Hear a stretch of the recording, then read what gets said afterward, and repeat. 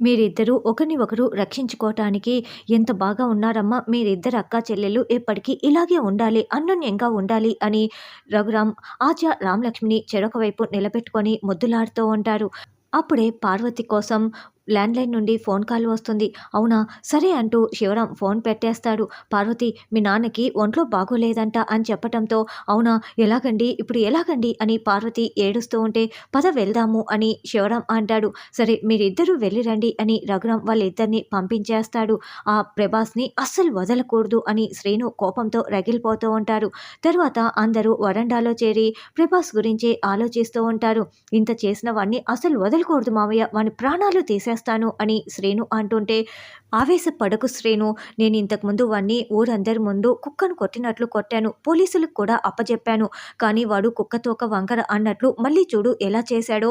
కాబట్టి వాడికి ఈసారి జీవితంలో గుర్తుండిపోయేలా బుద్ధి చెప్పాలి అని రఘురాం అంటే, లేదు వాడి ప్రాణాలు తీయాల్సిందే అని శ్రీను అంటాడు. రేయ్ మామయ్య చెప్తున్నాడు కదా, ఆవేశపడకురా అని వెంకట్రావు అంటాడు. వాడికి బుద్ధి రావాలంటే ఆడాళ్లే వాడి భరతం పట్టాలి అని జానకి అంటుంది. అది మేం చూసుకుంటాం కదా అని ఆద్య, రామలక్ష్మి ఇద్దరు ఒకేసారి చెప్తారు. ఏం చేస్తారమ్మా అని అడగటంతో రామలక్ష్మి, ఆద్య ఏదో ఒక ప్లాన్ చెప్తారు. అదంతా విన్నా తర్వాత సూపర్, చాలా బాగుంది ప్లాన్ అని వెంకట్రావు చాలా మురిసిపోతూ ఉంటాడు. కానీ అమ్మ ఆద్య, మరి ప్రభాస్‌ని ఎలా అక్కడికి రప్పించటం అని జానకి అంటే, అది నేను చూసుకుంటాను పెద్దమ్మ అని ఆద్య చెప్తుంది. సూపర్ అమ్మా ఆద్య, ఇలాగే చేద్దాం, వాడికి ఇలా జరిగి తీరాల్సిందే అని రఘురాం కూడా అంటాడు. నా కోడలికి నేను సహాయం చేస్తాను కదా, మేమిద్దరం చూసుకుంటాం ఆ ప్రభాస్ గాడి సంగతి అని వెంకట్రావు అంటాడు. అలాగే ఓకే, దీన్నే అమలు చేసేద్దాం అని శ్రీను అంటాడు. తర్వాత ఆద్య సూట్ కేస్ పట్టుకొని వీధిలో ఏడుస్తూ వెళ్తూ ఉంటుంది. ప్రభాస్ ఫ్రెండ్ ఇద్దరు వీధిలో వెళ్తూ, రేయ్ ఆద్యేందిరా అలా ఏడుస్తూ సూట్ కేస్ పట్టుకొని ఎక్కడికో వెళ్తోంది అని ఆద్య వైపు చూస్తూ ఉంటారు. ఆద్య ఏంటిది అని ప్రభాస్ అడగటంతో, నన్ను మా ఇంట్లో వాళ్ళు గెంటేశారు అని ఆద్య ఏడుస్తూ నటిస్తూ ఉంటుంది. ఏంటి ఆద్య, నిన్ను గెంటేశారా?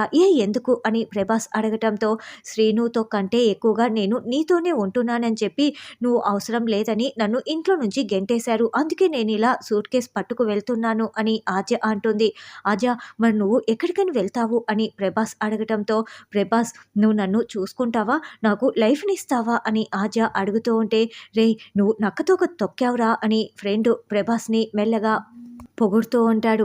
అదే ప్రభాస్, నువ్వు నీ గెస్ట్ హౌస్‌లో నాకు చోటిస్తావా అని ఆద్య అంటుంది. ఆద్య, నువ్వు ఇలా అడిగితే నేనెందుకు ఇవ్వను ఆద్య, గుండెల్లో పెట్టుకొని చూసుకుంటాను ఆద్య, రా ఆద్య వెళ్దాం అని ప్రభాస్ అంటాడు. రేయ్ మేమిద్దరము నవ్వుకుంటూ ముచ్చట్లు చెప్పుకుంటూ ఉంటే నువ్వెందుకురా మధ్యలో, వెళ్ళరా అని ప్రభాస్ ఫ్రెండుని అరవటంతో, సరేలేరా బాబు వెళ్తున్నా అని ఫ్రెండ్ అక్కడి నుంచి వెళ్ళిపోతాడు. ప్రభాస్, నాకు చోటిస్తానన్నందుకు థ్యాంక్ యూ అని ఆద్య చెప్తూ ఉంటుంది. సరే ఆద్య, ఇలా నవ్వులు ముచ్చట్లు పెట్టుకోవటం ఆపేసి రచ్చ మొదలు పెడదామా, టైం వేస్ట్ చేయటం ఎందుకు అని ప్రభాస్ అనడంతో, ఆ ఏమంటున్నావు అని ఆద్య అంటుంది. అదే రూమ్కి వెళ్దాము, గెస్ట్ హౌస్కి వెళ్దాం అని ప్రభాస్ అంటాడు.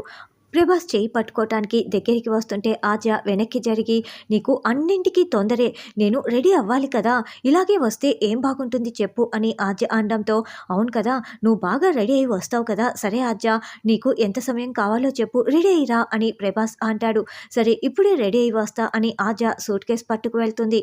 అబ్బా, ఆద్యనే నన్ను వెతుక్కుంటూ వచ్చింది, నన్ను గెస్ట్ హౌస్లో పెట్టుకోమని చెప్పింది, ఇక నాకు పండగే అని ప్రభాస్ చాలా చాలా సంతోషపడుతూ ఉంటాడు. తర్వాత శౌర్య రామలక్ష్మి బ్రాండ్ అంబాసిడర్గా మారిపోయి నటిస్తోందని తెలియటంతో కోపంతో రగిలిపోతూ ఉంటాడు. అస్మిత చెప్పిన మాటల్ని పదే పదే గుర్తు చేసుకుంటూ రామలక్ష్మికి ఫోన్ చేస్తూ ఉంటే రామలక్ష్మి ఏమో ఫోన్ లిఫ్ట్ చేయదు. అప్పుడే అస్మిత, ప్రశాంత్ ఇద్దరు అక్కడికి వస్తారు. ఏంటి నువ్వు ఫోన్ చేస్తుంటే రామలక్ష్మి ఫోన్ లిఫ్ట్ చేయటం లేదా? అంతేలే, తను హీరోయిన్ అయిపోతుంది, అసలు నీతో మాట్లాడడానికి సమయం ఎక్కడి నుంచి వస్తుంది, పెద్ద సెలబ్రిటీ అయిన తర్వాత అసలు నువ్వు మొగుడన్న విషయం కూడా రామాకి గుర్తుకు ఉండదు, ఇంకేంటి నువ్వు గుర్తుకు ఉండనే ఉండవులే అని ప్రశాంత్, అస్మిత కావాలని శౌర్యని రెచ్చగొడుతూ ఉంటారు. అసలు రామలక్ష్మి పౌడరే పూసుకోదు, ఇప్పుడు మేకప్ కిట్టు తన గదిలో ఎక్కడో ఓ చోట దాచిపెట్టుకునే ఉంటుంది, అది కూడా నీ కంట పడకుండా, కావాలంటే వెళ్ళి వెతుక్కోపో అని ప్రశాంత్ చెప్తాడు. ఇప్పుడు నువ్వు మేము చెప్పిందంతా నమ్మటం లేదు కదా, ఇదిగో బ్రాండ్ అంబాసిడర్గా యాడ్ ఇస్తున్నప్పుడు తీసిన వీడియో అంటూ మొబైల్‌లో అస్మిత వీడియోని చూపిస్తుంది. ఇక ఆ వీడియోని చూసి సూర్య కోపంతో రగిలిపోతూ ఫోన్ని గొట్టబోతూ ఉంటే, "అదేంటి కోపంతో కావాలంటే నీ ఫోన్ పగలగొట్టుకో అంతేకానీ నా ఫోన్ పగలగొడితే ఎలా?" అని అస్మిత ఫోన్ని లాక్కునేస్తుంది. "చూడు కావాలంటే మేకప్ కిట్‌ని వెళ్లి వెతుక్కో" అని అస్మిత ప్రశాంత్ చెప్పటంతో, "నేను రామ మీద నమ్మకం లేక కాదు, మీకు నిరూపించాలని గదిలోకి వెళ్లి వెతుకుతాను" అని శౌర్య వెళ్తాడు. తరువాత ప్రభాస్ గదిలోకి రాగానే అక్కడ వెంకట్రావు ఆచిలాగా రెడీ అయిపోయి మల్లెపూలు పెట్టుకొని వెనక్కి తిరిగి ఉంటాడు. "ఇంత త్వరగా రెడీ అయిపోయావా? అయినా కూడా నేను నిన్ను మొట్టమొదటిసారి చూసినప్పుడే నీ ప్రేమలో పడిపోయాను. కానీ నువ్వేమో నా వైపు కన్నెత్తి కూడా చూడలేదు. ఆ శ్రీనుగాడి వెంటపడి శ్రీనుగాడినే పెళ్లి చేసుకున్నావు. ఇన్నాళ్ళకి నువ్వు నన్ను వెతుక్కుంటా వచ్చావు. నేను చాలా అదృష్టవంతుణ్ణి తెలుసా" అని ప్రభాస్ భుజంపై చెయ్యి వేస్తూ ఉంటాడు. "తిరుగు, ఈ పక్కకు తిరుగు" అని చెప్తూ అడుగుతూ ఉంటాడు. "నడుంపై చెయ్యి వేయకుండా భుజంపై చెయ్యి వేస్తున్నాననుకుంటున్నావా? అదేం కాదులే" అని తిప్పుకోగానే అక్కడ ఆచికు బదులుగా వెంకట్రావు ఉంటాడు. "నన్నేమీ చేయలేవురా, నన్నేమీ చేయలేవు" అంటూ చీర విప్పుతూ ఉంటాడు. "ఏంటి నువ్వున్నావేంటి? ఆచి ఎక్కడ?" అని ప్రభాస్ అడుగుతూ ఉంటాడు. అప్పుడే రామలక్ష్మి, ఆద్య, శ్రీను, జానకి, రఘురామ్ అందరూ కూడా అక్కడికి వచ్చి, "రేయ్ నీకు బుద్ధి చెప్పడానికే ఇక్కడికి వచ్చాంరా" అని చెప్తూ ఉంటే, "ఓ మీకు నిజం తెలిసిపోయిందా?" అని ప్రభాస్ అంటాడు. పారిపోబోతూ ఉంటే రఘురామ్ అడ్డు పట్టుకుంటాడు. "నన్ను కొట్టటానికి ముగ్గురు మొగాళ్ళు వచ్చారా?" అని ప్రభాస్ అనడంతో, "నీకు మగాళ్ళ వరకు ఎందుకురా, మా ఇంటి ఆడాళ్ళు చాలు" అని రఘురామ్ చెప్పటంతో ఆద్య, జానకి, రామలక్ష్మి ముగ్గురు కూడా చీపుర్లు పట్టుకొని ప్రభాస్ని కుమ్మేస్తూ ఉంటారు.